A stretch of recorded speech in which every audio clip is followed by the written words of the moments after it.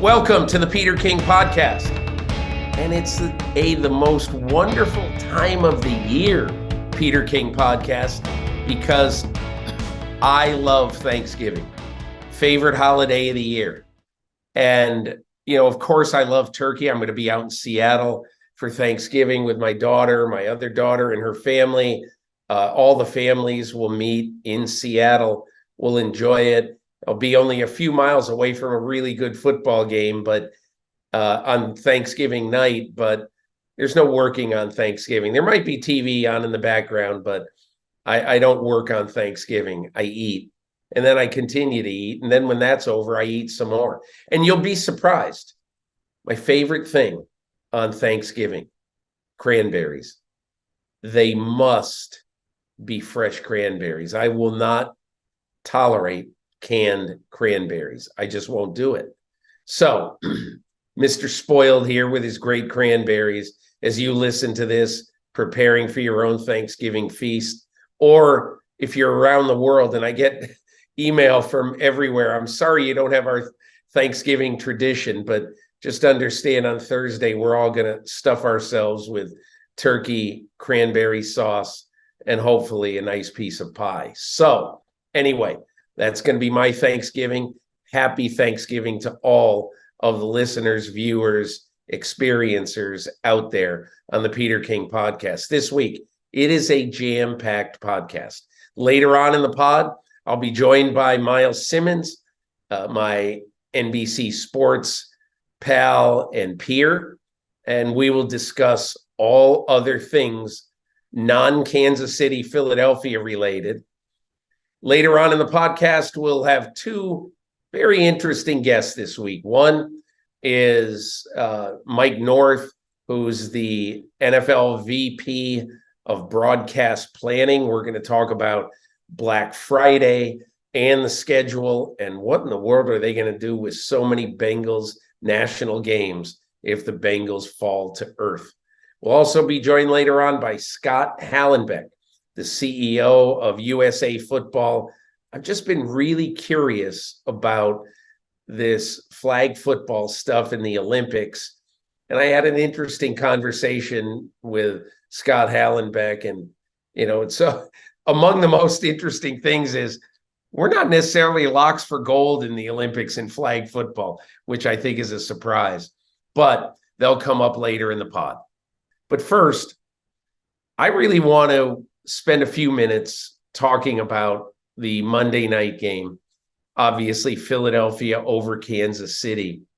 And there were a few parts of this game that I think my opinion on them may surprise you.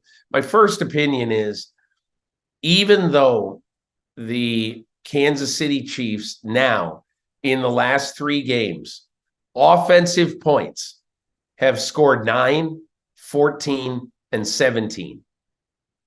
I'm not that worried about them. And I'll tell you why I'm not that worried about them. And when I say 9, 14, and 17, they got, a turnover return for a touchdown, obviously, against Miami in Germany. So they won that game 21-14. But the reason I'm not really that worried about Kansas City is pretty simple.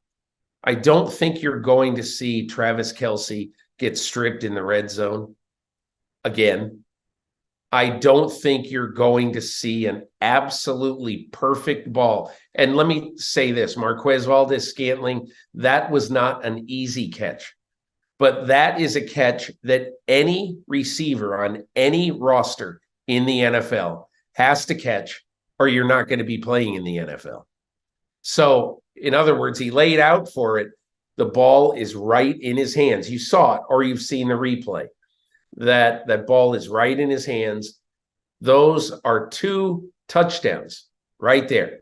The Travis Kelce strip, and at worst, it's a field goal. That's 10 or 14 points that are not scored because of mistakes that guys who normally would never make those mistakes made them. So when I look at that game, I don't look at Kansas City and think they're in huge trouble. They're in trouble, No question about it. But I think they're more in trouble because their young receivers are not emerging fast enough. Sky Moore, Rashee Rice, Kadarius Toney. Kadarius Toney, I don't know that you can think about him anything other than whatever you get out of him is a bonus right now. I just think he's, he's a little bit unpredictable, and I'm not sure that Andy Reid, Brett Veach of Kansas City are really relying on him. So having said all that, one other thing about Kansas City, and then I'll get to Philadelphia, is that their defense now is shown, especially the last 8 quarters against 2 very good offensive teams, that this is a defense that's going to keep you in games. So whereas I don't necessarily trust other teams altogether well, to make a deep playoff run, I still trust Kansas City to do so. Let's talk about Philadelphia. That is a huge, huge, huge win. This game, in terms of not necessarily a monumental win because the Eagles play in January and February in bigger games than this, but it reminds me a little bit of when Detroit went into Kansas City on opening day. And maybe you look at the game and you say, man, I'm not sure Detroit deserved to win that game. Detroit won the game. Detroit played really well on defense that day. And they showed that, finishing 8-2 last year is no fluke. I think the big thing about this one is Andy Reid had his former team's number. He was 4-0 against Philadelphia since leaving Philadelphia for Kansas City a decade ago. And now you look at it and you just say, after the Super Bowl and after the game on Monday night, these teams are almost a coin flip. And when I look at the game overall that the Eagles played, I just thought that they were forced into some mistakes by the Kansas City defense, no question about it. But I think there were 2 or 3 things about the Eagles in this game that I absolutely love. Number one, look, I'll say it, people in Philadelphia might not agree. DeAndre Swift is a better back than Myles Sanders. He just is. He has more explosion, I think, than Sanders does. And he comes at a microscopic part of the cost. Is Sanders signed in Carolina 4 years, $25 million. And I believe, if I'm not mistaken, DeAndre Swift is about 1.5, 1.7 million this year, whatever his number is. It's a very good contract for the Eagles, and I just think he's a better back. Number 2, at the beginning of this year, I said Jalen Hurts is the second best quarterback in football, right behind Patrick Mahomes. I'll say it right now this week with an exclamation point. He's the number 2 quarterback in football right now, right behind Mahomes. He's playing with a little bit of a bum leg. His left knee hurts a little bit. We don't know what's wrong, but as was shown last night, I think Lisa Salters, as I'm recording this on Tuesday, I think Lisa Salters showed basically that he had a little sleeve on his knee. So they're being protective right now of their quarterback in Philadelphia, and rightfully so. But I think Jalen Hurts had a commanding presence in this game on Monday night and really felt strongly when I was watching them play, just like when I watch Kansas City. Jalen Hurts is going to have a solution for these. His long pass leading to the winning touchdown, to Devontae Smith was just a huge, huge play. The moment was not too big for him, just like the moment was not too big in the Super Bowl. And I understand Jalen Hurts had a bit of a shaky start to this season. I get it. I think right now he's just behind Mahomes. I thought Mahomes was borderline magnificent in this game, and Jalen Hurts was very close to him. And I know neither of them had transcendent numbers. I don't care. They were both really good. The last thing I would say about the Eagles. Here's the thing I like about the Nick Sirianni teams that I've seen so far. Their teams kind of take on the personality of their coach. Nick Sirianni's got a little S to him, if you know what I mean. And he is not in any way ever going to be intimidated by the officials, by the other coach, by anybody. Grew up as a coach. His son grew up as a tough guy, sort of. Very pleasant to be around, but he can be really tough. And I think that his team right now has kind of taken on his personality. And I think one of the things that impressed me is how a guy like Nick Sirianni brings in a Kevin Byard. A great decision to trade for him by Howie Roseman, the GM. But he brings in Kevin Byard, and he basically, if you watch Byard, he has come in. He's no shrinking violet. He comes in, and he also is a big presence on a defense with a bunch of big names in it already. So I think both of these teams showed that either or both can be in the Super Bowl conversation and should be in the Super Bowl conversation. Impressed with both of them, even though mistakes were made.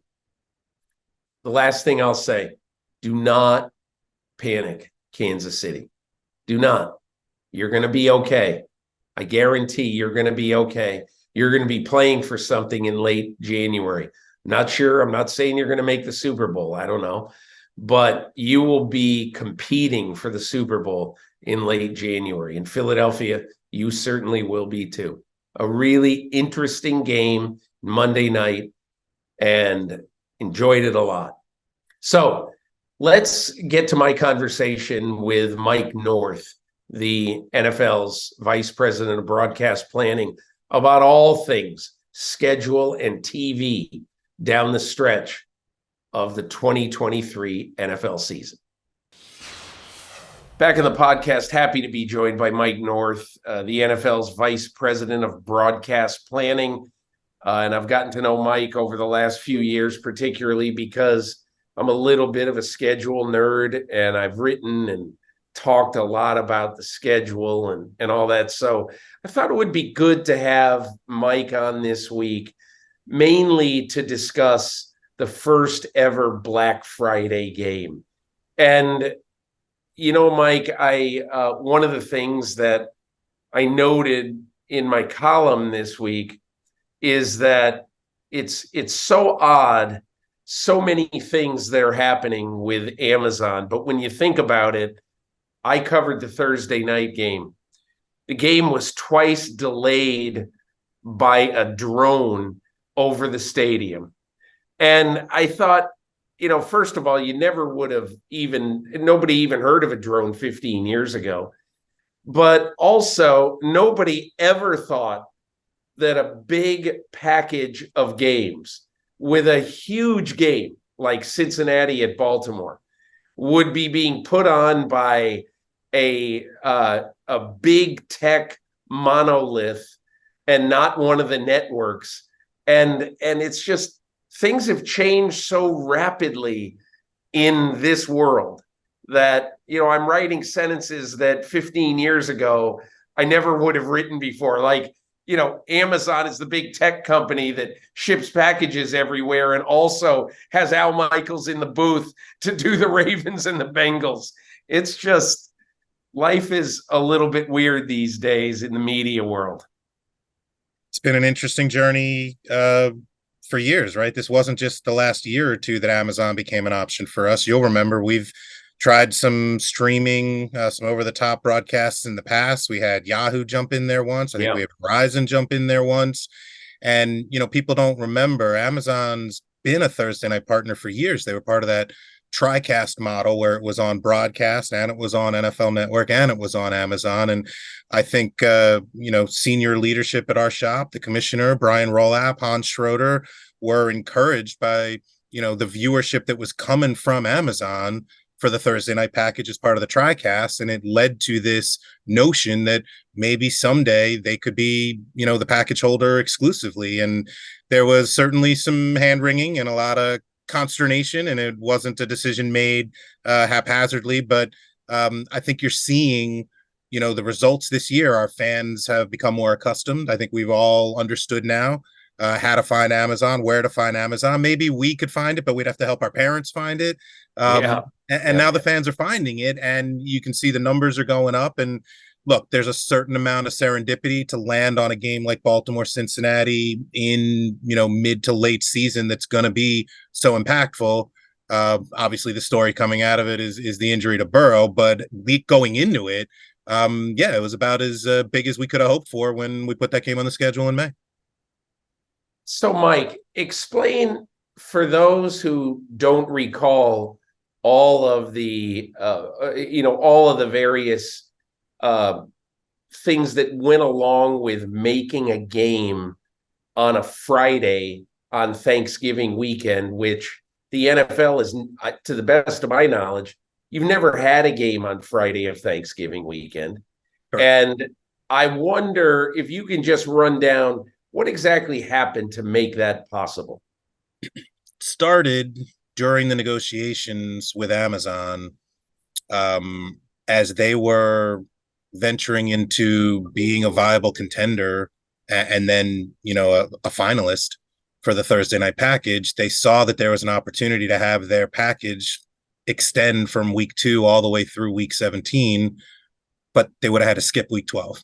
They would have had to skip Thanksgiving. And so they started asking about, is there a way for us to get into the Thanksgiving weekend? As football and Thanksgiving are synonymous. Our viewership numbers for our Thanksgiving games are outstanding. Those 2 games in Dallas and Detroit every year are 2 of the top 3, top 4, top 5 most viewed games of the season every year, no matter what, throughout the records.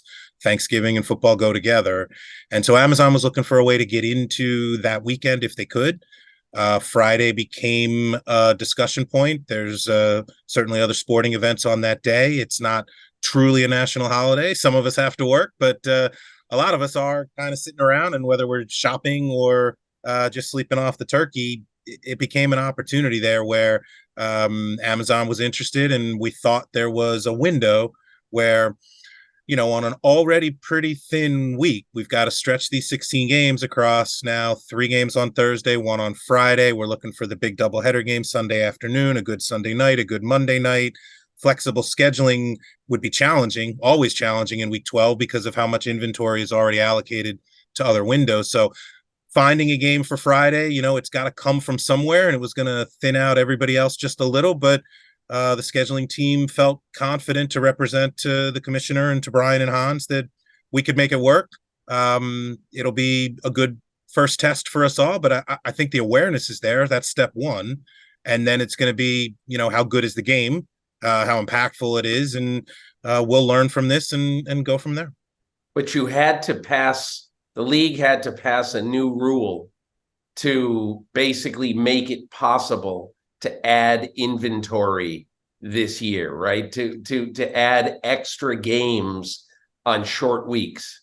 Yeah, the short weeks is the key. You've got it right. The league, got the rights to pull games from other packages and find other windows like a Black Friday or 9:30 a.m., international games or wherever else we end up finding homes for our games and our fans want to see them. We got the right to deploy the games in that manner in the most recent round of media deals. But your point is right. What we had as Amazon extended to a 15-game season, now 16 games, every team in the league could only play 1 short week game. So Sunday to Thursday, Sunday to Friday. So in order for us to find 2 teams who could play on Black Friday, we had to get creative. And what ended up happening was ownership voted to allow teams to play multiple short week games. That's new this year. So this is the first season we've got teams who are playing more than 1 short week. And we committed to them that we would spread them out. We wouldn't do them too close together. We wouldn't use the bye in the wrong place, whether you got the 2 short weeks and you got the bye in between them, or you got your 2 short weeks up early and your bye later. Again, first year learning as we go. Certainly we'll solicit feedback, and they won't be shy about giving it to us, to the clubs that did have to double up on their short weeks. But that allowed us to take a team like the Jets and have them in a Thursday night game, and then also in a Friday game. Obviously, in April and May, we thought Aaron Rodgers was going to be their quarterback, and we thought the Jets were going to be relevant and interesting by the time we got to week 12. They are both still relevant and interesting, even if Aaron Rodgers isn't the quarterback. And putting a division game into Black Friday also, again, nothing's a guarantee in this league, but all but ensures that the game's going to matter. Teams are going to play hard. It's going to mean something to somebody. So that was sort of the strategy. Find that right mix of priority, brand awareness, playoff relevance, teams that we think are going to be in contention, second half of the season. And also, two big markets, New York and us partnering with the retail giant in this space, and the retail capital of the world in New York kind of had some synergy, made some sense. I believe Amazon's going to have a little presence in the Macy's Thanksgiving parade the day before. There were a lot of different touch points where New York felt right. And then looking for an opponent, Dolphins, Jets have decades of history, and hopefully they give us another exciting one on Friday. Would you explain also the time involved? Because you have limits to the window that you can play the game in. Explain that. Yeah, the National Football League does not play games on Friday nights due to high school and Saturdays due to college. After the first Friday in September until the third Saturday in December. So we won't play once we get into mid-September, we won't play Fridays and Saturdays. And once we get down into the late season, what we said was, or what the public law actually says, is that we'll stay out of the primetime window. We'll stay out of Friday nights and Saturday nights, Saturday afternoons and Saturday nights. So as we started looking at Friday, talking to the legal team at our shop, talking to Washington, D.C., felt like there was a window there, kind of late afternoon. We know it's a college football day. There's going to be college football at noon that day. There's going to be college football at 8:00 that night. And there's going to be college football in the afternoon too. But if we slide into the afternoon there, that 3:00 time slot, again, not a national holiday, but kind of a national holiday. So we'll see what kind of viewership we get. We'll see how competitive the game is. We'll see how the fans find it and follow it. This one will be interesting, as I think you hinted at. This one's in front of the Amazon paywall, so you don't need to be an Amazon Prime subscriber like you do for the rest of the Thursday night package. So anybody who's got Amazon, you open the app and the game's going to be there. You go to Amazon.com on your computer, the game's going to be there. So I think a lot of people are going to find it, and we'll see what kind of viewership and reaction we get. And certainly continue to talk with, our friends in college football and our friends in Washington, D.C., and make sure that we're in the right window that day. Look, I think one of the things that, in my opinion, I didn't know that this was going to happen, but one of the things that Amazon has sort of taken on as a challenge, they just didn't want to do a regular telecast.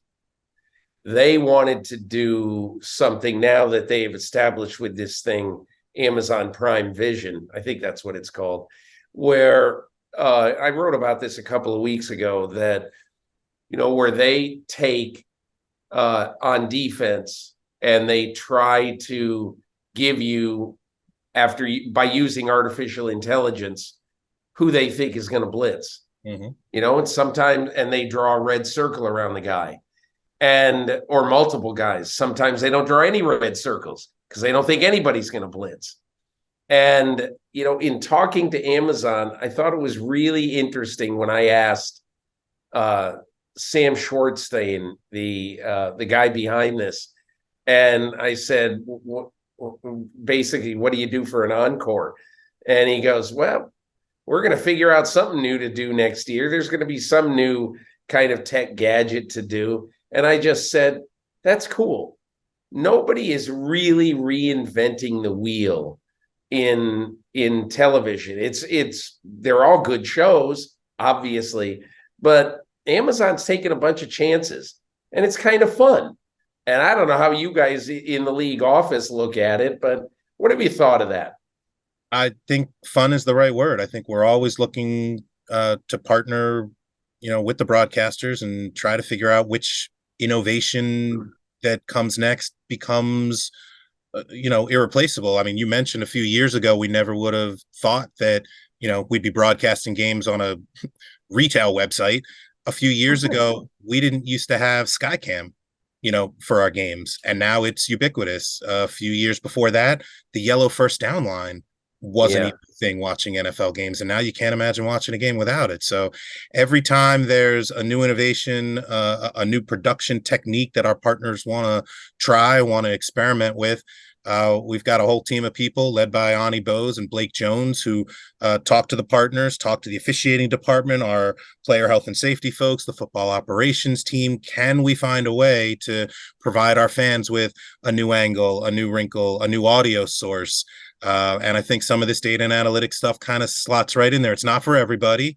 I've definitely talked to some people who don't like all the lines and circles over their football. But for us nerds who really are fascinated by the trends and the analytics and some of the AI that goes into some of the predictive stuff, it's amazing. And Amazon's the perfect home for that. You've got a regular broadcast, just like you're used to seeing. It sounds and feels just like an NFL broadcast. Al Michaels certainly helps when he's on the microphone. Fred Godelli produced it that first year. Like, that's a good way to ensure that it's going to look and sound like an NFL game. Yeah. But you've got alternate broadcasts, right? You've got the stats feed like you're talking about. You've got Hannah and Andrea doing a feed for themselves. You've got the guys from Dude Perfect. You've got LeBron. There's so many other ways that Amazon's been able to experiment just based on their platform. And I think you said it right. It's fun. It's interesting. I don't want to say everybody's copying them because some of this came earlier, but these ideas of the alt casts is not new, right? Peyton and Eli have been great for the last couple of years. Right. ESPN's been doing stuff around the college football national championship, whether it's the Homer feed, if that's what they call it, where they've got, the University of Georgia guys and the Ohio State guys. There's no shortage of interesting things we can try, and our fans will tell us, what's relevant and what they're not interested in. Mike, let's get into a couple of other quick topics. Let's talk about Joe Burrow. So Cincinnati was going to be a big chunk of the last month or so of the season. They're on Monday Night Football in Week 13 at Jacksonville. They have one of those TBD games against Minnesota in Week 15.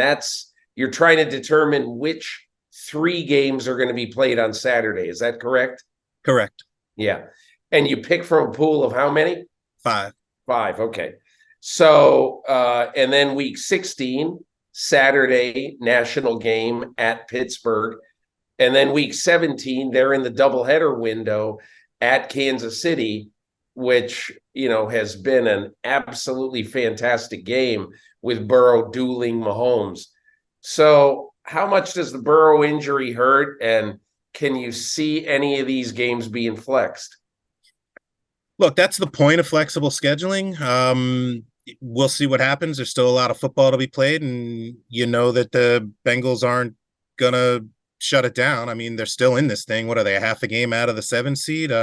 Nobody's going to feel sorry for them, and they'll get the next man up and they'll be ready to go. But there's no question losing a guy like Burrow hurts. That's, one of the risks that the scheduling team faces every year in April and May when we're putting this puzzle together. Which of these games do you deploy early in the season because you're worried that they might not hold up if you save them for too late? And which of these games do you feel pretty good about saving for December when you got to figure these teams are going to be playing for something? And yeah, you mentioned it, 3 or 4 Bengals games on national television in December sure seems to imply that the scheduling team thought Cincy was going to be there. They still are. I don't think there's going to be a rush to judgment. I don't think we're going to change anything today, but certainly keep our eyes up and let's see what happens to the Bengals over the next couple of weeks.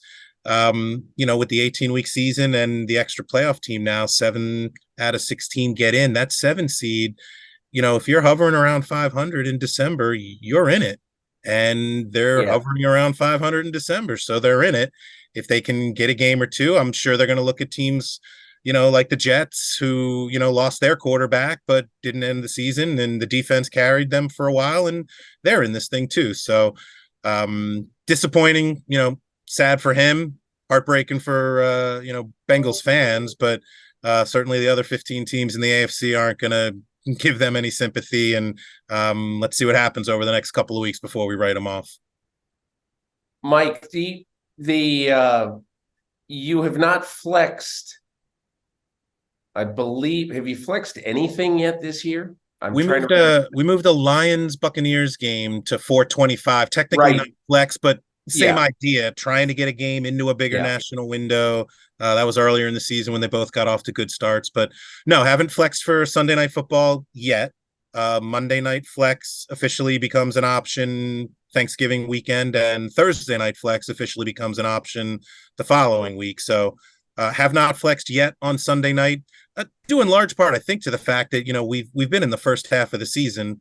I know a lot of people were wondering if maybe Bears-Chargers was a good candidate for flexible scheduling. Certainly didn't know that Justin Fields was going to miss the game. But it's hard to tell any team that you're no longer relevant, that you're not playing for anything in week 8. It was only last year, right, that Detroit was out to a 1-6 start and went into the final week of the season playing for a playoff spot. So nobody's out of it, I don't think, in our minds in week 8. Bears-Chargers was still relevant, was still a good game. Jets-Raiders the following week. We took some, I think, good-natured grief for sticking with mini Denver for this weekend 2 weeks ago when we didn't flex out of it. And now that game looks pretty interesting and pretty compelling. So it's early season. Hard to say anybody's out of it.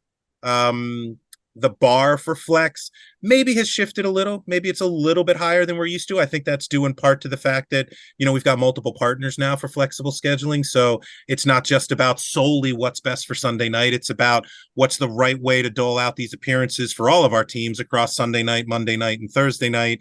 Still trying to, stick to our principles. The game really needs to be, no longer have playoff implications.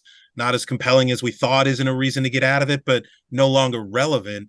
Maybe that's a reason to get out of it. What can you get into? CBS and Fox get to protect games. We've got some limits about where. Don't you have each network gets to protect a minimum of one per week? A maximum, a maximum of one. Yeah. CBS and Fox each get to protect a game each week. So when you look at the schedule and you say, "Oh, why don't they just move that game to Sunday night?" It's potentially because CBS or Fox protected it. So, look, we'll flex when we need to. There's no question about it. Haven't flexed yet. There's been a few years where we hadn't flexed at all. I think twice in the last 4 or 5 years. If the crystal ball is that clear in May and all the Sunday night games hold up, then we don't need to flex. But as we go down the stretch here, we've certainly got our eyes on a couple. And let's see what the next couple of weeks bring. And if the mood is right and everybody agrees, won't be scared to pull the trigger if we have to. Mike, what are the rules as to when you have to, the length of time that you have both on Monday night and on Thursday night, that the amount of time you have to give teams? Yeah, look, we give teams a lot of notice. Like if we think 4 or 5 weeks down the road, you're a candidate for flex, either flexing out of Sunday night or flexing into Sunday night, you'll get a heads up from our office. Nobody's going to be blindsided by this. They'll know we're talking about it. We meet with the commissioner regularly and kind of do some aim high steering, some looking ahead to what might be coming down the pike. So we can flex. We'll make flex decisions. We'll make flex changes for Sunday nights on 2 weeks notice until we get to mid-December.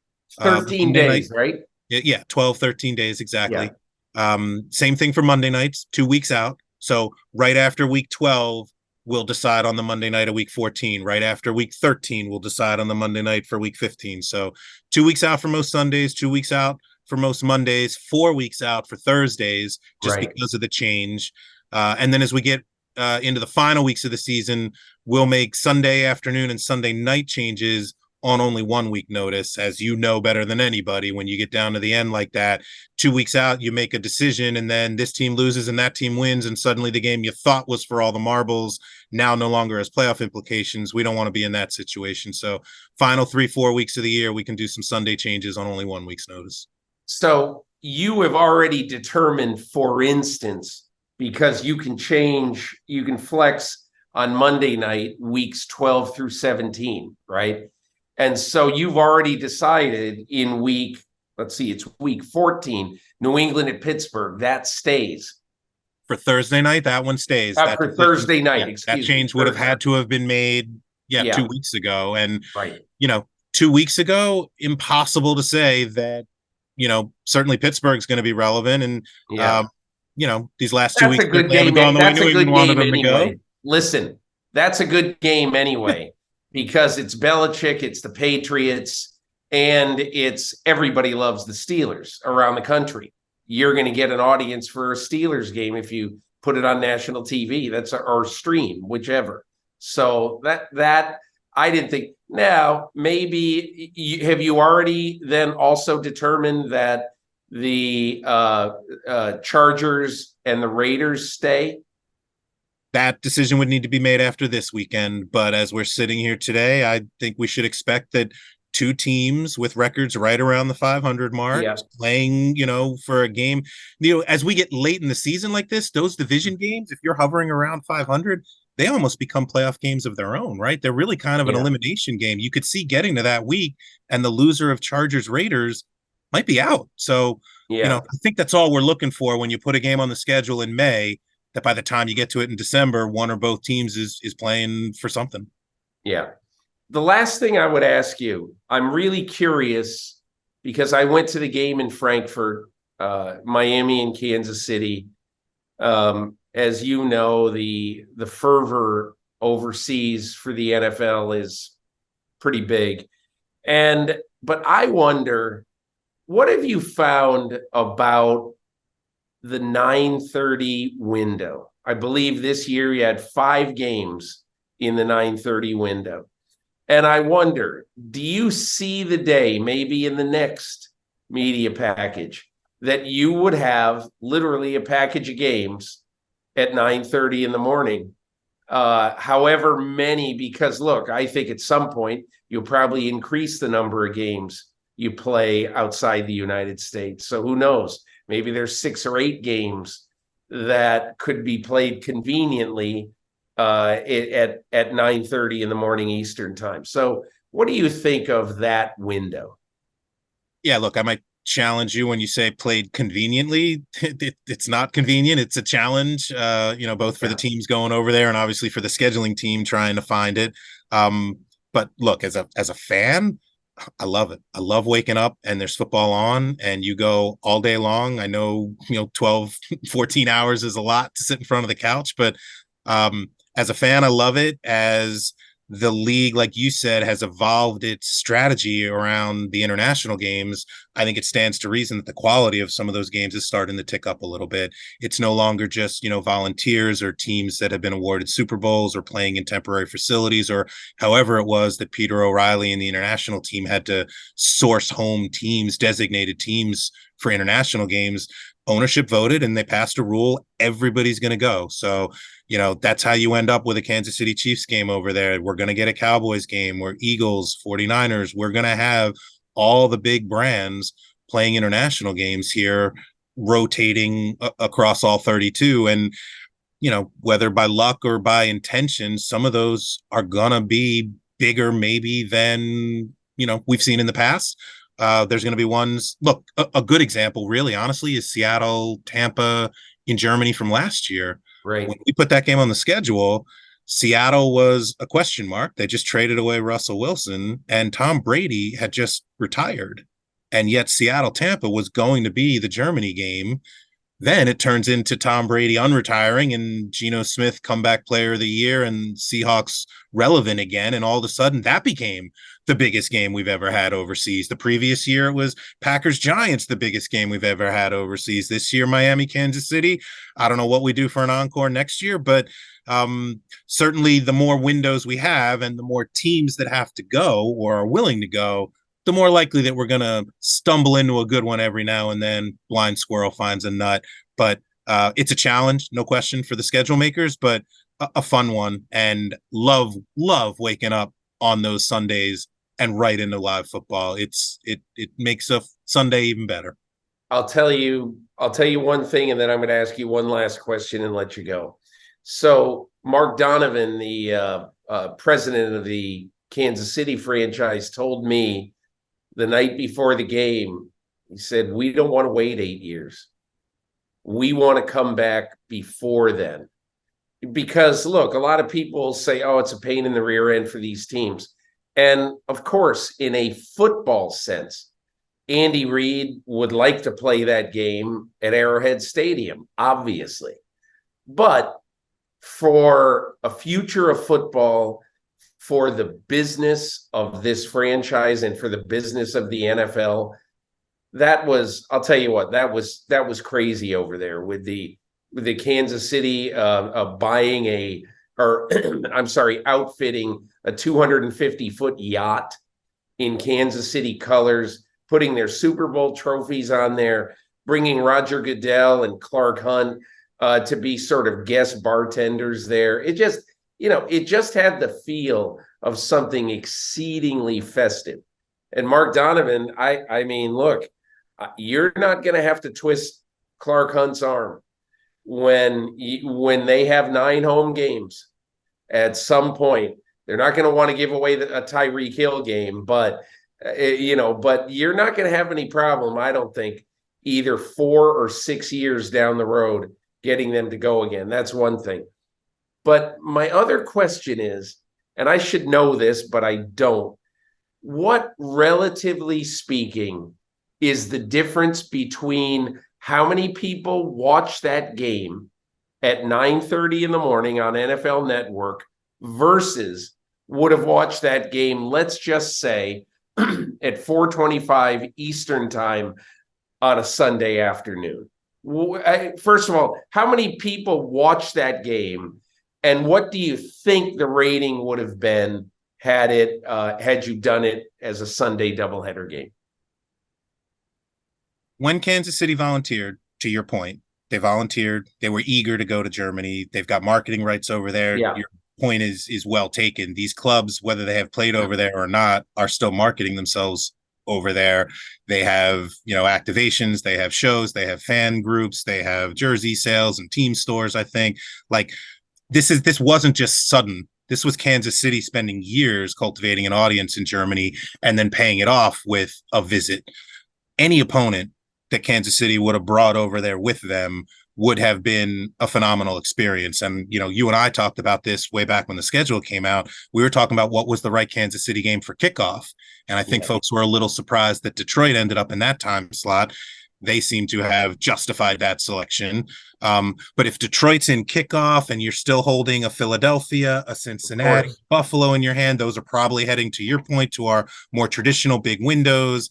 We don't have a long history of sending division opponents over there. So you almost kind of backed into Miami as the opponent. There were question marks around Miami back in May. Don't forget, we didn't know how healthy Tua was going to be. Skylar Thompson was the quarterback in the wild card game. There were questions around them too. So not to say that this was, a tier B game, if you will, for Kansas City, but it wasn't really one of the jump off the page games. And your point about the question about viewership is exactly why. That game in Germany, Chiefs Dolphins drew a little over 10 million all in, a record for anything we've done in the 9:30 a.m. window. You've been with the NBC family for a while. Sunday night games do twice that, regularly. Yeah. And the Sunday afternoon games at 4:25, you get a big Dallas, a big Kansas City game in there. You're talking 23, 25, sometimes 28 million people. So, it's all about, like we always say, these 272 games, these 272 assets that belong to our fans. We want to make sure we deploy them in the way so that, fans can watch the games that they care about. And we probably would have done 2x, 2.5x if that Dolphins Chiefs game had been on a Sunday afternoon, but it would have been a different Chiefs game that would have been in that window. And it still would have probably been the most watched international game, just with Kansas City and their allure and all the excitement around that game. I hope that's another bar that we can meet next year when we make next year's international schedule, but that's all part of the calculus. And it all comes back, just to tie it back to Black Friday. We don't know what the viewership's going to be on Black Friday. So, you got to pick a game that maybe isn't one of the top 5 games of the year, at least as we look at the list in May, but it's not coming at the tier at the bottom where you're guessing about which teams may or may not be relevant. So, trying to thread that needle, find the right mix for all of our partners, for all of our fans, for all of our clubs, asking a lot of Miami. Miami's playing in Germany, coming back, playing on Black Friday for the first time, coming back and making a run at a division title. This is not without challenges for everybody. Obviously, the schedule makers will tell you how hard it is for them, but we'll always figure it out. And our fans generally seem to find our games wherever we put them. That's a testament to them, and we'll keep trying to find good windows to put our best product in. Mike North, Vice President of Broadcast Planning for the National Football League. Really appreciate you taking some time and educating me and educating the people who will listen. I'll tell you, there's a lot of people right now who are in the car driving to grandma's house in Thanksgiving week. And I guarantee you, because I've gotten a ton of emails about A, the Black Friday game, and B, about the flexing situation and why have there not been many games flexed. So I appreciate you answering all those questions, and good luck the rest of the way. And you know what? Maybe Jake Browning will turn into Brock Purdy. You never know. Maybe he can date Taylor Swift. Who knows? We'll see. Hey, listen, all the best to you, Mike. Thank you. Always good to talk to you, Peter. Take care.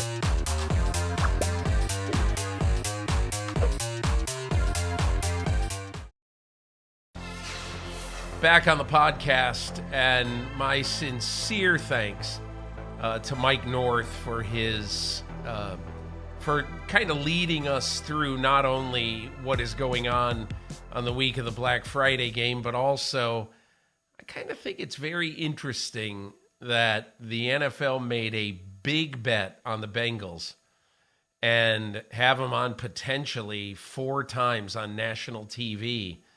At the end of this season, and now may have to rejigger 1 or 2. But anyway, good on Mike to tell us all that. I'm now joined by Myles Simmons. And Myles, I think there were so many interesting things that happened during the course of early week 11, and both on Thursday and on Sunday. And I want to address these things, not in chronological order, but I think in order of importance. Number 1, the Buffalo Bills saved their season. They didn't play a great team, but I thought because of everything that had happened to them, Josh Allen told me Sunday night this week was a gut punch. And so, they were kind of fortunate to play the Jets, and they got a tough schedule coming up. Give me your impression of what you saw with the Bills and what you think of the Bills going forward now after firing their offensive coordinator and playing so impressively. Yeah, I think that they certainly needed to do what they did against the Jets. I mean, it was a big definitive win, right? They got the Jets to replace Zach Wilson. And after everything that Buffalo's kind of been through over the course of the year, losing to Zach Wilson on the opening Monday Night Football game after Aaron Rodgers goes down 4 plays into the thing, they needed to get some positive vibes. And so you can't come out of that game with anything but those positive vibes, because it wasn't like it was close and they barely won. They look like the Buffalo Bills that we've kind of become accustomed to seeing, where they just kind of bludgeon the bad teams. And you need to do that sometimes, right? Good teams keep losing, teams losing. The Jets, not a very good football team right now, even though they have a solid defense, but you didn't really see too much of the turnover lapses. Yes, I know Josh Allen had that interception toward the end of the first half, but you have at least a cohesive offense now, at least based on what it looked like on Sunday. You have the vibe of, all right, we know we can do these things, right? The defense continued to play well. The Bills needed to do that. And so, yeah, going forward, it's not going to be easy, but at least you have that building block where you can say, yeah, we made a change. It worked out for 1 week. let's build on it. And you have something that maybe you can start rolling now. Bills right now 6-5. They have dug themselves, obviously, a huge hole with that early loss to the Jets, with the inexcusable loss to Denver a week ago. So now I think Josh Allen said to me, he said, listen, to sniff the playoffs, you probably got to win 10. And I agree with him. So to get to 10 now, that means essentially the Buffalo Bills down the stretch are going to have to go 4-2. And I think what that means is that obviously they've got to win at least one of their next 3. They got the toughest schedule over the next 3 games of any team in football. At Philadelphia, then the bye, at Kansas City, and then Dallas at home. And so if you are the Buffalo Bills, I think you have to go 1-2 in that stretch, because you end at the Chargers, on Christmas weekend, and then you play New England at home, and then you're at Miami in Week 18. The interesting thing about a Week 18 game at Miami, I think, is what if the Dolphins have already clinched their division and cannot win home field in the playoffs? What if that's the case? Or what if they've clinched the division and clinched home field, whatever? What if they have little to play for other than maybe a 2nd or 3rd seed? Would they rest Tua, and not want to expose him? Would they rest Tyreek Hill? So I can't tell you right now whether that last game of the season is going to be really hard for Buffalo or whether they're going to be facing a depleted Miami team. But Buffalo now goes into Philadelphia, Kansas City, and then Dallas at home, knowing somehow, some way, at a bare minimum, they've got to win one of those games. Let's stay on the field in Buffalo. The New York Jets finally, mercifully, I thought, bench Zach Wilson. I think Robert Saleh has no choice but to start either Tim Boyle or Trevor Siemian in the Black Friday game. Not that it matters, really. But, Myles, my question is not necessarily about this, but it's about the news reports we heard over the weekend. And there's been a rumbling, a drumbeat that Aaron Rodgers is really going to try hard to come back this year. And I guess my question is, the Jets right now at 4-6, and I think there's a good chance they go to 4-7 on Friday afternoon at MetLife Stadium. If you see the season slipping away like this, and you're Robert Saleh or you're Joe Douglas, don't you have to be the adult in the room and tell Aaron Rodgers, hey, we really appreciate you working so hard, but let's pull the plug on any attempt to play this year? Yes, I think so. And I think if they had defeated the Bills, then maybe we could have a different conversation, but they didn't. Right. So now they go into this Black Friday game. And if you end up at 4-7, we were just talking about with Josh Allen. Now you said, you have to have 10 wins probably to sniff the playoffs, especially in the AFC where, look, Cleveland just made it to 7 wins on Sunday. And now they're playing with Thompson Robinson as their quarterback. And who knows if they'll turn to Joe Flacco or not. But the fact that they already have 7 wins right now means that they're in a really good position to make that playoff push. And yes, Cincinnati, you're not necessarily thinking about them, but you got the Houston Texans, they're 6-4. The Steelers are 6-4.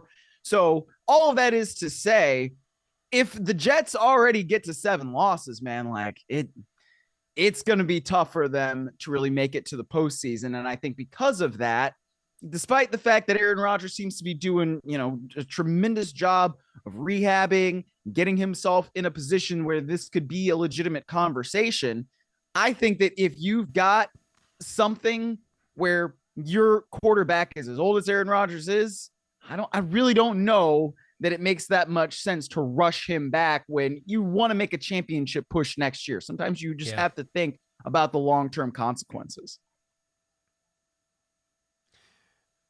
Myles, the ratings game of Week 12, I Mm-hmm. think, is going to be the Sunday doubleheader, Buffalo at Philadelphia.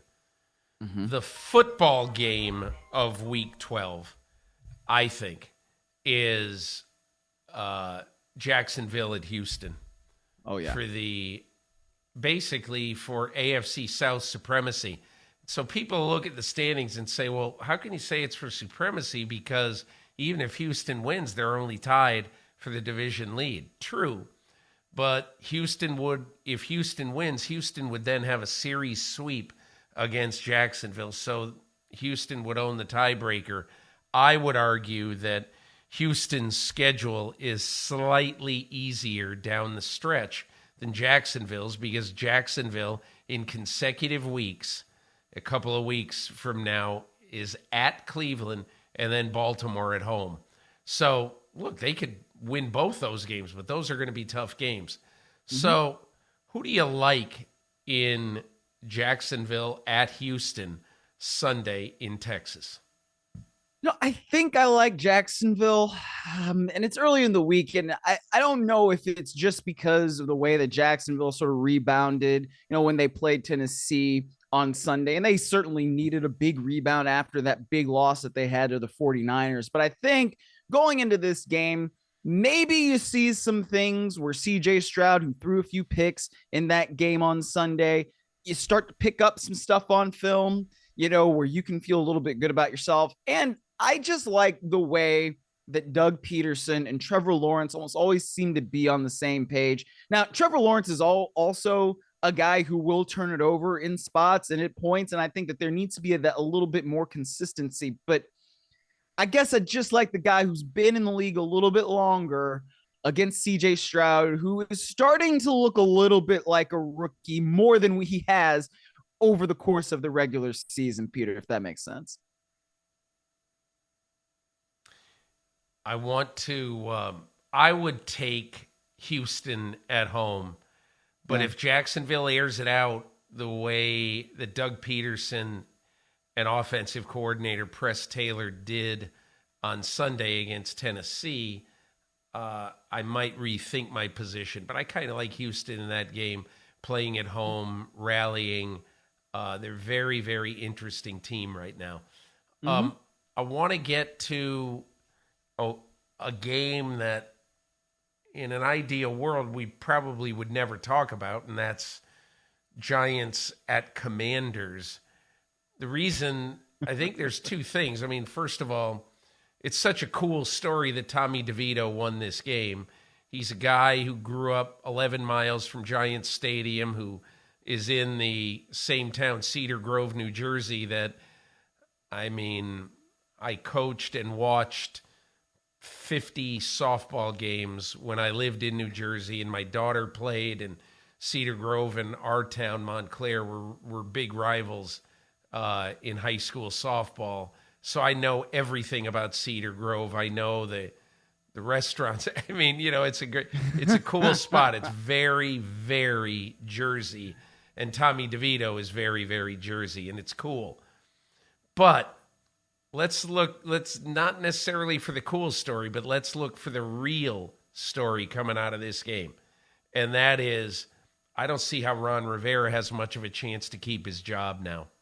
He got swept this year by the New York Giants. The Giants have 3 wins, 2 of them against Ron Rivera and the Washington Commanders. Go back to last year, and Ron Rivera is 0-3-1 against the New York Giants in the last 2 years. And look, I don't care what anybody says. Look, the Giants and Washington are not in the same league with the top 2 teams in this division, even though the Eagles have a matchup problem with Washington. The Eagles and Dallas are clearly better than both the Giants and Commanders. And now the Giants are, with Tommy DeVito, are clearly better than Washington. I think Josh Harris, the new owner, has seen everything he needs to see. I think the biggest question is not whether he makes a coaching change, but whether he clears out the entire front office. And I don't have much of a feeling about whether he will, but I definitely think this is a very bad week for Ron Rivera's coaching security.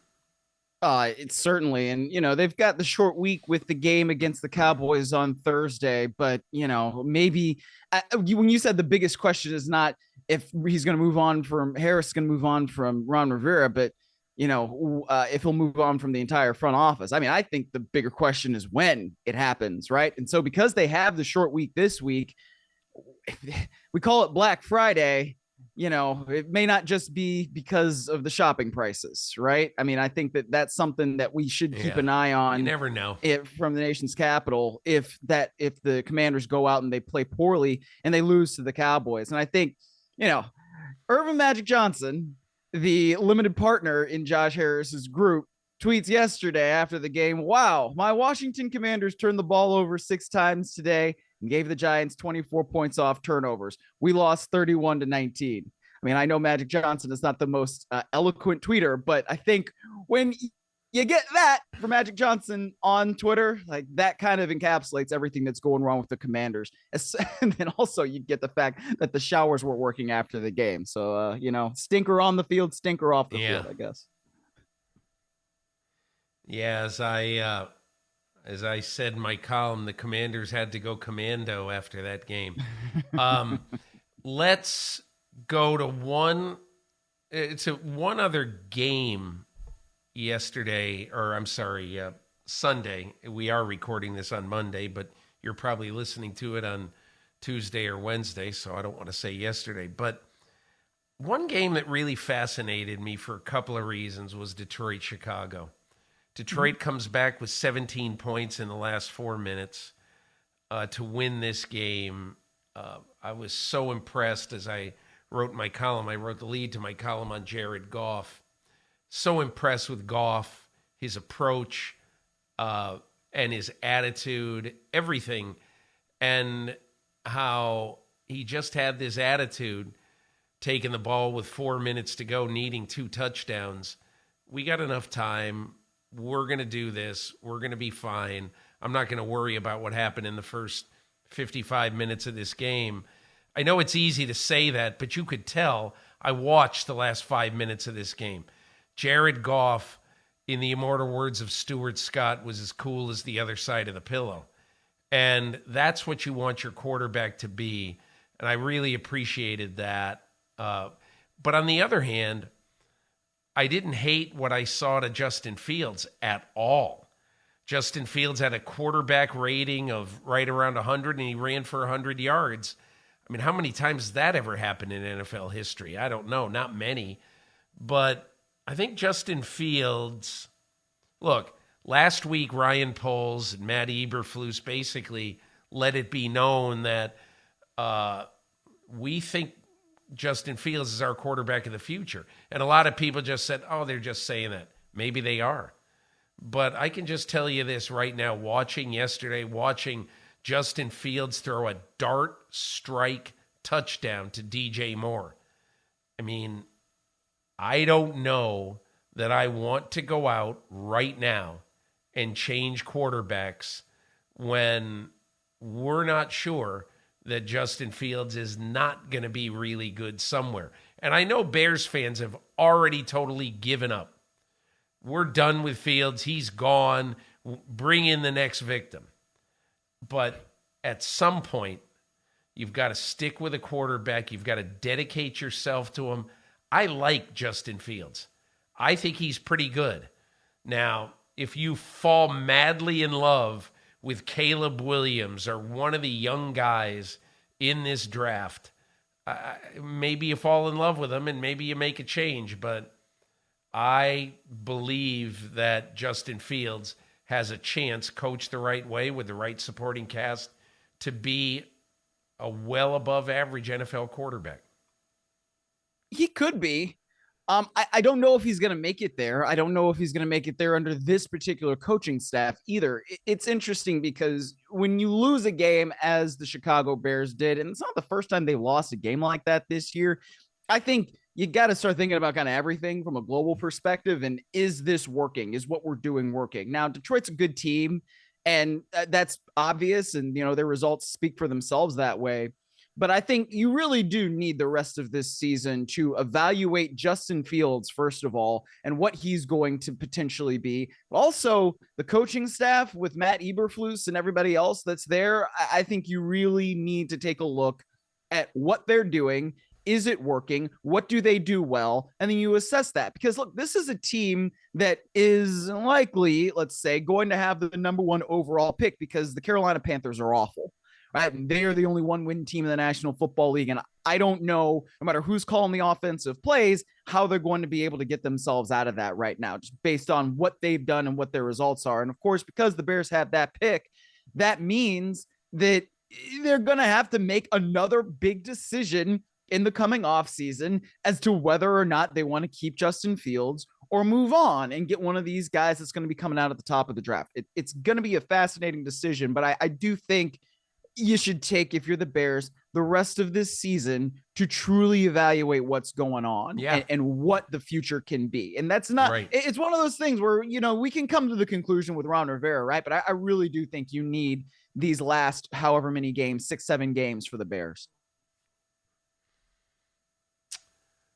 Last topic of our segment together this week, Myles, is the Carolina Panthers. And I'm very curious about how you feel and whether you even noticed, because, there's 94 pregame shows on. Who do you watch? Who do you listen to? Whatever. But when Jay Glazer tells the country that Frank Reich is on the hottest seat in the NFL, I respect his information on that. And my feeling, as I wrote in my column, is that, I think David Tepper is being a bad owner if he's seriously considering making a change here. And I'll tell you why. Since 2019, in less than 4 years, in the last 47 months, he has fired Ron Rivera, fired interim coach Perry Fewell, fired Matt Rule, fired interim coach Steve Wilkes, and now, if this is to be believed, might fire 10 games into, or whenever it happens, into his first year as coach, Frank Reich. So I guess my question is, if you dismiss 5 coaches in 4 years or 4 years and a month, what does that say about you? It's my point about Mark Davis. Of course the Raiders are playing better now with Antonio Pierce. All right? But let's go back to the decision when you handed the franchise to Dave Ziegler and Josh McDaniels, and less than 2 years later, you blow it all up and you pay them. I think Adam Schefter said they were owed that, and the staff members are going to be owed $80 million. And everybody said, well, who cares? It's not your money. Let them pay him, get a new coach. That's not the issue. It is not the issue. The issue is, in this case, let's talk about Carolina. Carolina has had 3 full-time head coaches in the last 4 years. You know what David Tepper did before he owned the Carolina Panthers? For 9 years, he was a minority owner in his native Pittsburgh. He was a minority. He owned 5% of the Pittsburgh Steelers. So in 4 years in Carolina, he's had 3 coaches. All right. And in the last 54 years in Pittsburgh, they've had 3 coaches. And my whole point is not to say, oh, gee, let's pat Dan Rooney and the Rooney family on the back again. It isn't that. It's to say, if you're changing coaches as often as you change your underwear, you're not helping your team become good for the long term. If you are so disenchanted with Frank Reich after 9 months on the job, or 10 months, whatever it is, why'd you hire him in the first place? What is it about your process that leads you to believe that you're a good decision maker? And and just maybe he should just get out of the way for a while and not be knee-jerk because this team has started 1-9 or whatever they are. But I don't know how you feel about this. I heard about this yesterday. I just shook my head and I said, what's wrong with this guy? This isn't a hedge fund, man. This is an NFL team with human beings. Yeah. Anyway, go ahead. Well, first of all, when Jay Glazer says something, he's one of those guys where, he's really talking to the sources and he's not making something up like that. So when Jay Glazer says it, I feel like that's a very well sourced and well reported story. So I believe it. Now, I think that there's kind of two things, right? It's one, how did you, and you kind of hit the nail on the head with this, the process, right? How did you get to making this decision where you moved on from Steve Wilkes, who I thought did a hell of a job as the interim coach, taking 6-6 decisions with a bad team. Exactly. Without Christian McCaffrey for the most part, after they traded him to San Francisco. So that's your best offensive player. You remove him. They're playing Baker Mayfield, PJ Walker, and Sam Darnold at quarterback, and he still goes 6-6. And they were in the division race because the NFC South, like last year was so bad throughout the course of that. So you end up going with somebody in Frank Reich who had been fired, but you think of him as somebody who understands offenses, is kind of this offensive guru. You pack his coaching staff with all kinds of people who have great reputations, and you want to try it that way. And there's a part of me that appreciates going that route, especially after the route they went with Matt Rule. Right. And I understand why Tepper decided to move on from Ron Rivera when he did. New ownership group at that time. Now, Ron Rivera had been there for a long time. It probably was time to get some new energy, some new life, and something a little bit different in terms of their thinking into that building. But then you go with Matt Rule and things don't work out. Fine. You move on from Matt Rule. I thought that was the right decision. Now, it's just when you then hire Frank Reich and you decide to give the keys to the franchise to him and Bryce Young, and it looks as bad as it has, in Tepper's mind, it might be, okay, well, this is something that we did that's not working out. And based on what you see offensively right now, yeah, it's not. I don't know if time is the remedy here, or if you're Tepper and you are impatient, and we've seen how he fires coaches with the Charlotte FC team as well, like that. It doesn't shock me, I'll put it this way, that we are in this path. And I think there might be some merit to saying, okay, if you make a bad decision, don't double down on it. But also, do we really know that the decision was bad at this point? I don't know.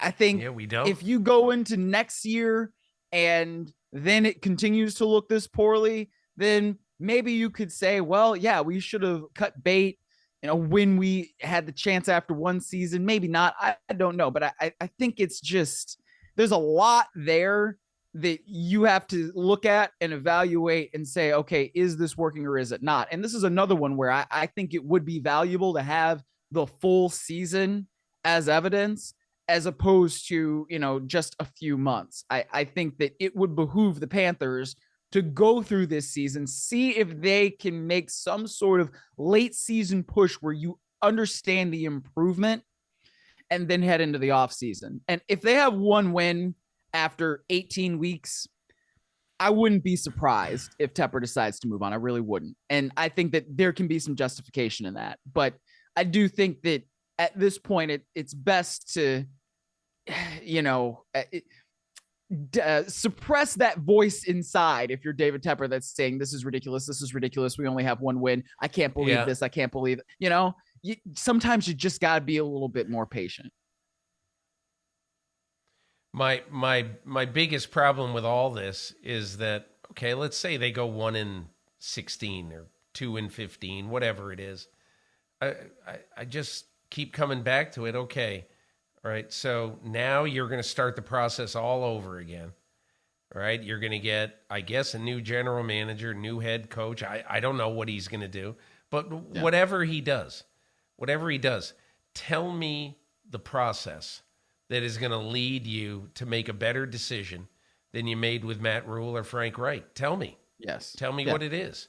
Yes. You got dissatisfied with Matt Rule very early on. You got dissatisfied with Frank Reich very early on. Okay, so, and maybe you're just George Steinbrenner and you're going to be unhappy with anybody. But if you're George Steinbrenner in today's sports landscape, you're not going to win. You're not going to win. You can't win in football changing administrations, regimes all the time. You can't win. Right. You're not going to win. So anyway, that's all I would say. Myles, listen, I want to wish you a happy Cleveland Thanksgiving. Have a great one. Have a wonderful week. And please, for at least a few days, at least maybe one day, don't worry about football. It's still going to be here when you get back. And have fun with your family. Have a great time. I will certainly try, and I would wish you the same as you go and you head out and travel to spend time with your family. Myles, so thank you. And we're going to take a break right now. When we come back for the last part of our podcast this week, it's a long one this week, but I figured, hey, you're on your way to Grandma's house. You need a good quality long podcast to talk about football.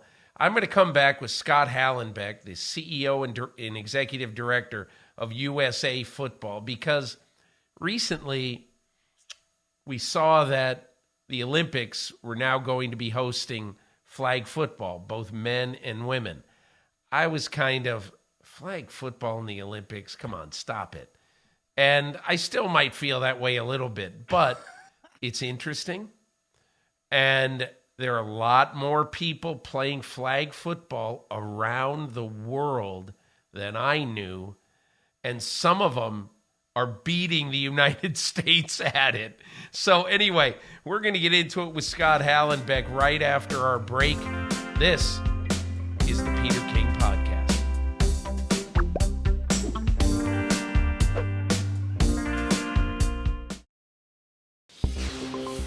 So we're back with Scott Hallenbeck, the CEO and executive director of USA Football, and one of the real key people to getting flag football established as an Olympic sport, both for men and women. We are now, 5 years away, I guess, Scott, in 2028.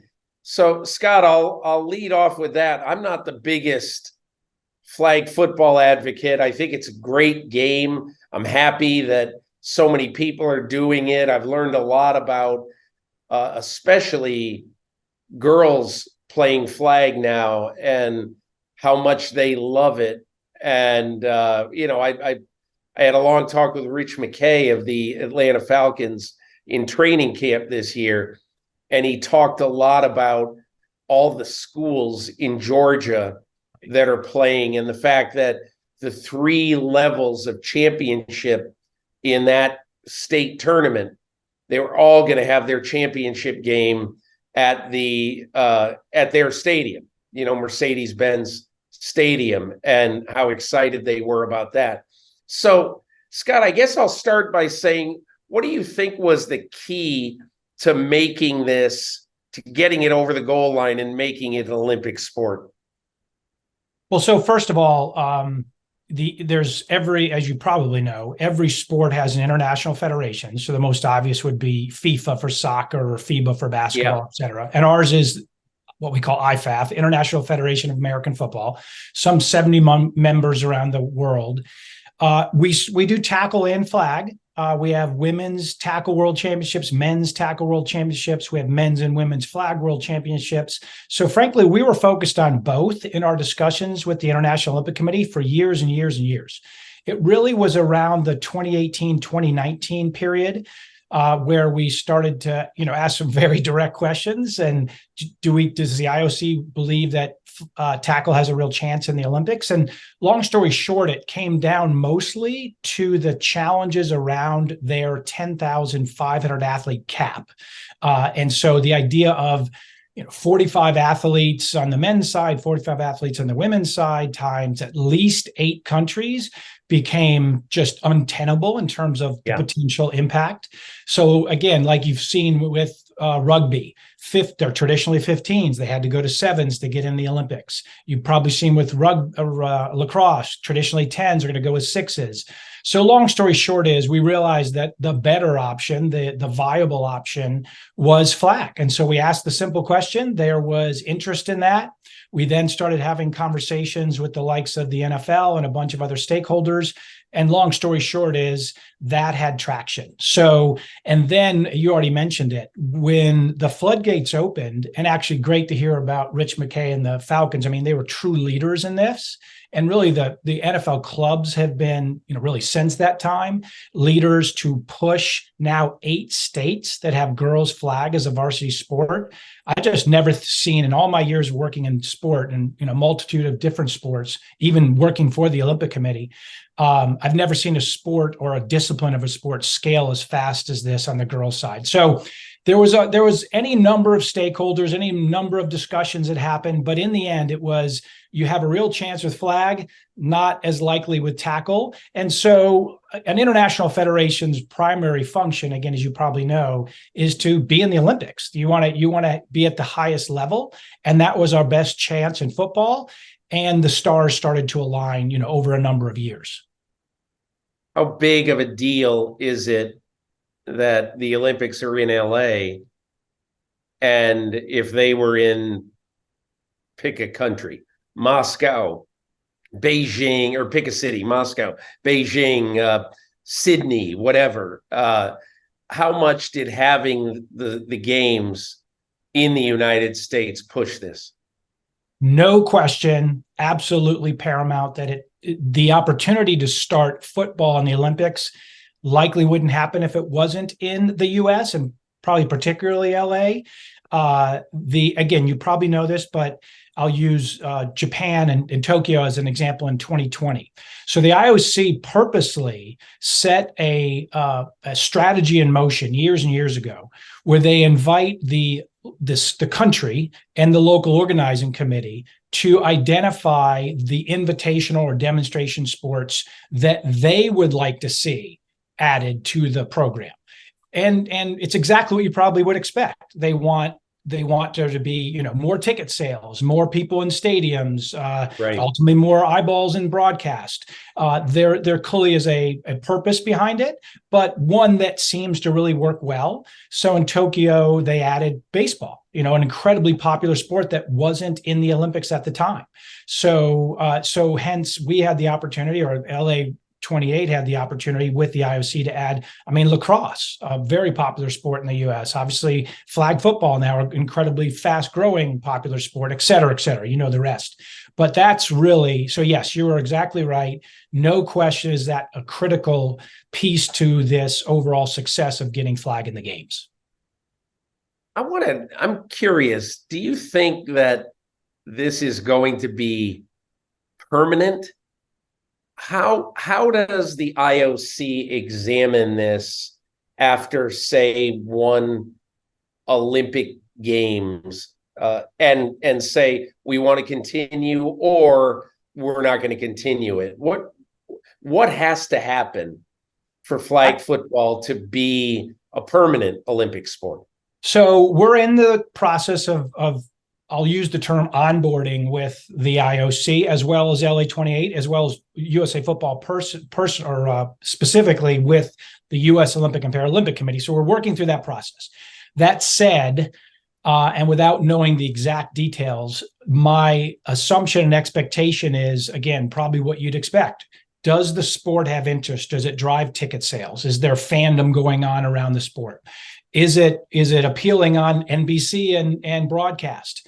How's the competition?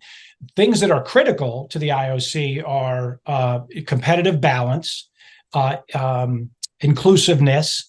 Eventually, we have to have adaptive. You don't have to have it as an invitational sport, but if it does stay on the program in the future, you'd have to add adaptive, and we can do that as well. So it's lack of a better term, business metrics and overall competitiveness are super important to this. to the extent, so I don't know what's going to happen there. I feel very confident that with certainly the support of the NFL, the NFL clubs, et cetera, that we'll put on a really great show. I think because it's football, there'll also be a lot of interest, and certainly we'll probably talk about it. I mean, to the extent you can add an NFL player or two, that would only add that much more interest. And then the other thing I'd share real quickly is the quality of the women's side, the quality of the talent is really something to behold. We're talking what we refer to as in the Olympic movement as talent transfer. So truly elite women's athletes. So Division I basketball players, soccer players, volleyball players, you name it. They are sort of coming out of the woodwork to play this game. I think it's just, probably the decades of growing up with dads and brothers and, boyfriends and what have you, and not necessarily having access to the game. And now all of a sudden the floodgates are open and they're coming in droves. So it's really cool to see.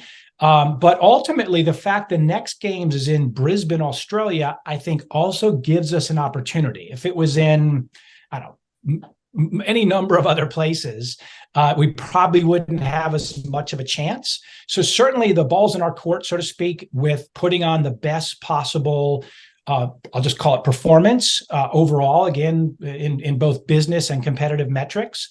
And then ultimately hope that we can appeal to Australia, which I know the NFL is trying to grow there. I know there is interest in football, and flag is growing. Rugby is Australian rules rugby and other things are clearly more popular, but there's a chance. I'll just tell you this. I think there will be an NFL game in Australia, a regular season game. I don't know what year. I'm thinking 27, 28, no later than 29. The interest is too great. And you've got teams, the Rams, for instance, the Philadelphia Eagles. I'll tell you, the Philadelphia Eagles would love to play a game there with Jordan Mailata before his career ends so that he could play in his home country or home area, So, but I wanted to ask you about... Well, that would help. Clearly that would help if that happened. Yeah. I mean, yeah. I wanted to ask you about how, at least in my mind, I've seen a lot of players in the NFL, Tyreek Hill for one. Mm-hmm. A lot of guys have said, man, count me in. I want to play. I want to go for an Olympic gold medal, which is fun, which is great. But part of me says, now, wait a second, Tyreek, you're going to be 34 years old. I mean, it might have to be the next Tyreek Hill, and nothing against Tyreek Hill, but his game is speed. Is he still going to be a dominant player in 5 years?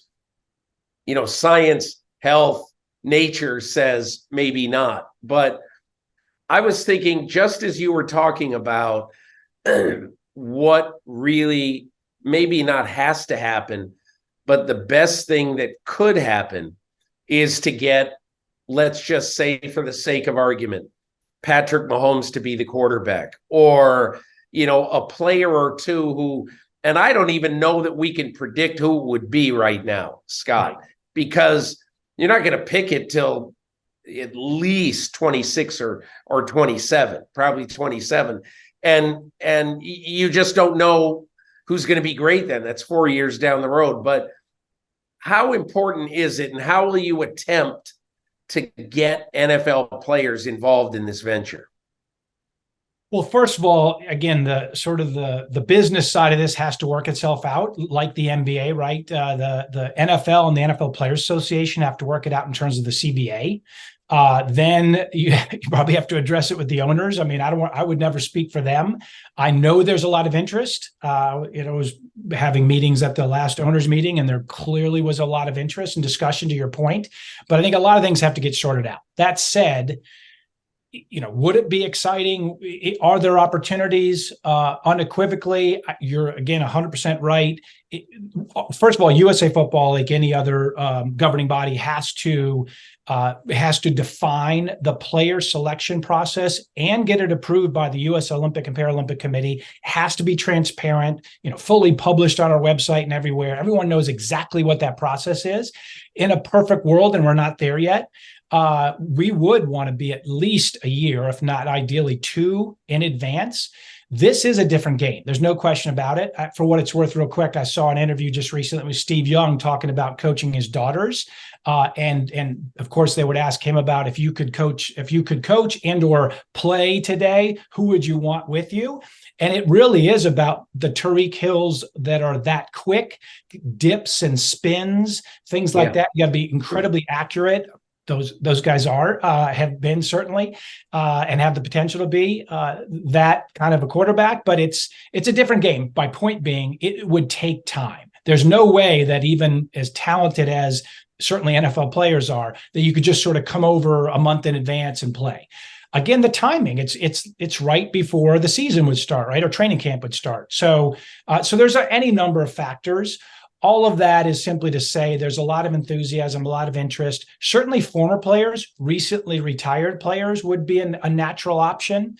But I will also say there's some really talented, existing players today that naturally want to play and have, worked really hard to refine their skills and have proven themselves on the highest stage we have thus far, which are world championships or what they call the world games.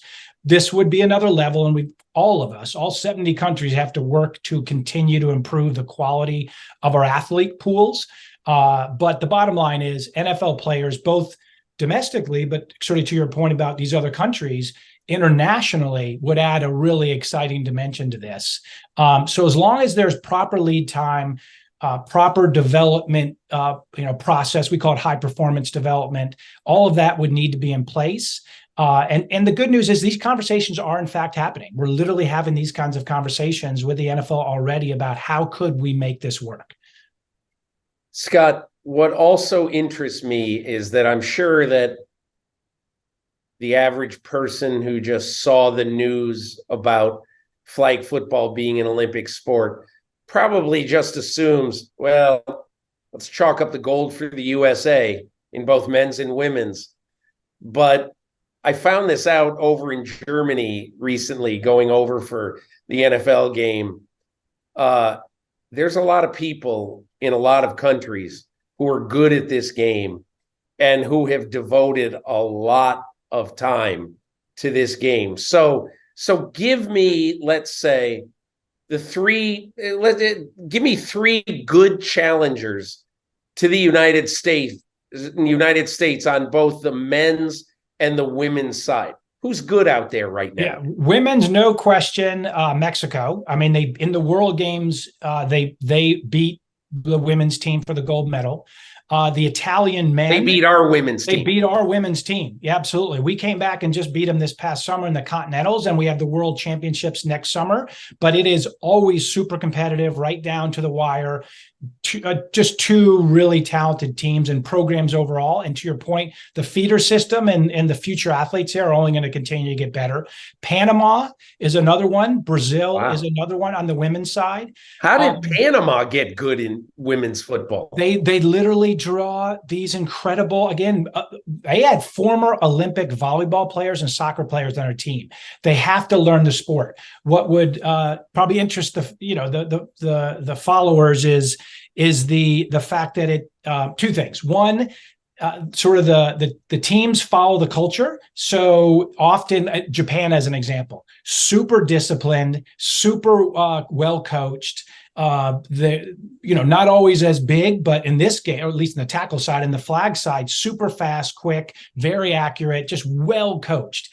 On the men's side, you'd say Canada, Austria, and Italy, and then Japan. Japan's in there. So, and then as we said, I mean, Australia and others are coming on fast. This was the other big difference. I mean, quite candidly, on the tackle side, the U.S. will sort of travel all over the world at these World Championships events, and we end up playing Canada. I mean, that's all, and or maybe Mexico. That was the top three all the time.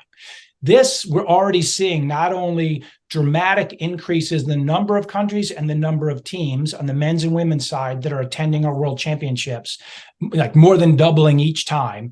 The quality of the competition continues to improve. So certainly over the next 4 years, And the other thing that's super important here is now that it's been officially part of the 28 Olympics, the respective national Olympic committees will get behind these sports. In most cases, there'll be funding to support the development of the athletes and so forth. So there's just a lot of momentum and opportunity to continue to improve. So, will the U.S. have a real shot at gold? Of course, because number one, we're committed to it and we're going to work really hard at it. But number two, there's going to be serious competition. It's not a cakewalk by any stretch of the imagination. Scott, people are going to be listening to this and say, how possibly, even 4 years from now, could teams in Italy and Austria and Australia, how could they compete with our teams? And I wonder, what has gotten football to be popular to the point that young kids in Italy or Austria or England are going out and throwing a football around? What has happened? Well, I mean, in fairness, the football development and these countries have had federations now for, well, I've been involved almost 2 decades. So 2 to 3 decades at a minimum, number one. Number two, flag is, if you will, the soccer of development. It's super easy to develop the sport.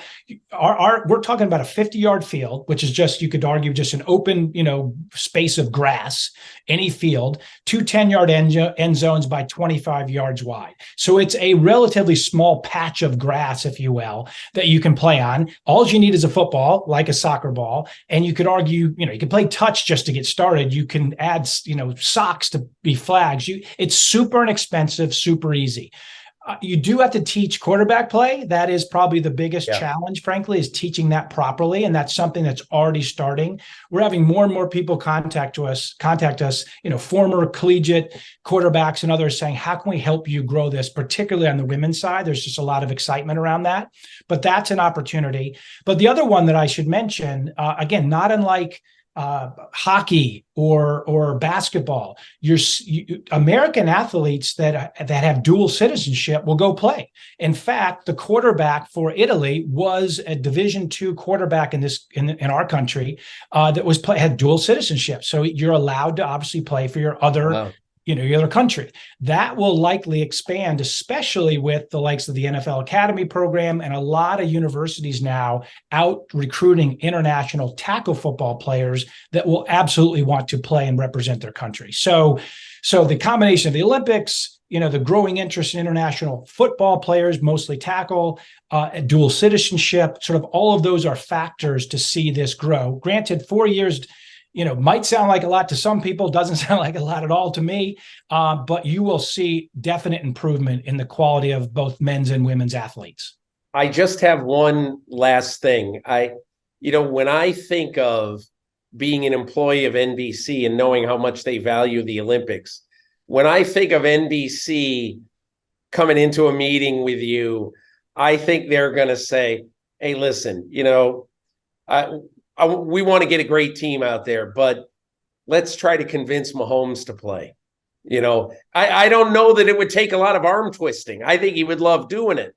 The question is, what are your chances of getting, and again, I understand that somebody who plays flag football all the time might be better right now than Patrick Mahomes is in flag football. I get that. I understand it. It's a little bit of a different game, but you almost have to get a big name either at quarterback or one of your prime receivers. So how do you view the likelihood of that happening?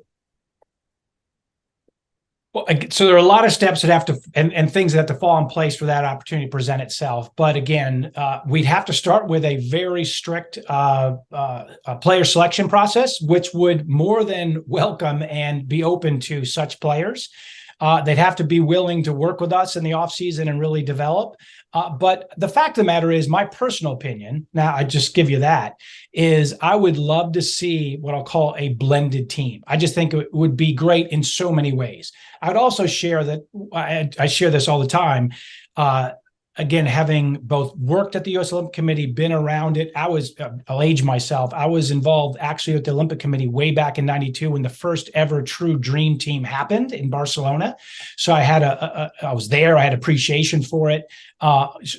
Learned how it was working. Anyway, point being, one of the things I think that NBC does so exceptionally well is, of course, tell the story about the truly elite, amazing athletes.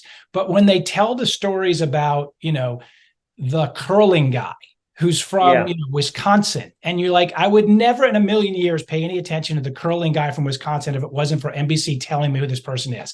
So I just personally feel like that is such a cool thing to have some, with respect, average Joe, average Jane that's coming up, that's, I don't know, a plumber, but they're this really good, Scott, there's no doubt about that. That's the Ebersol legacy. But I will say this.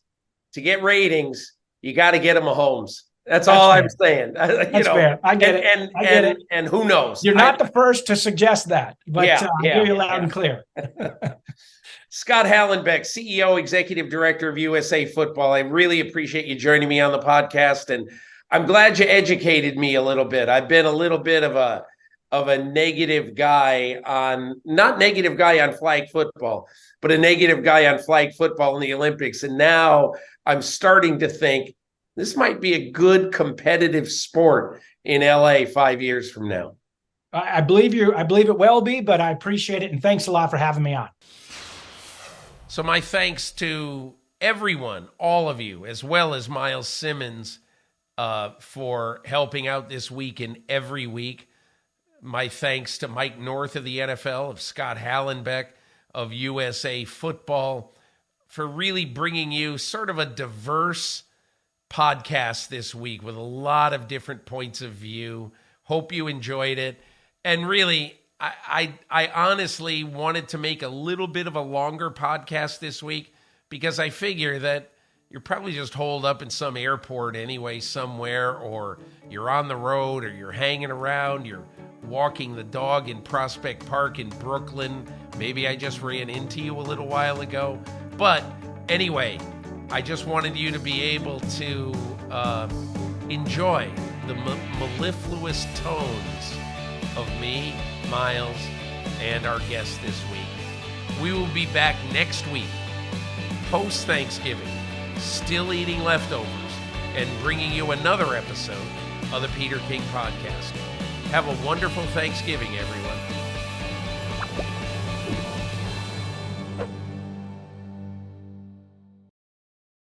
Hi, I'm Mike Tirico, and thanks for watching. Make sure to hit subscribe for the latest news and highlights from NBC Sports.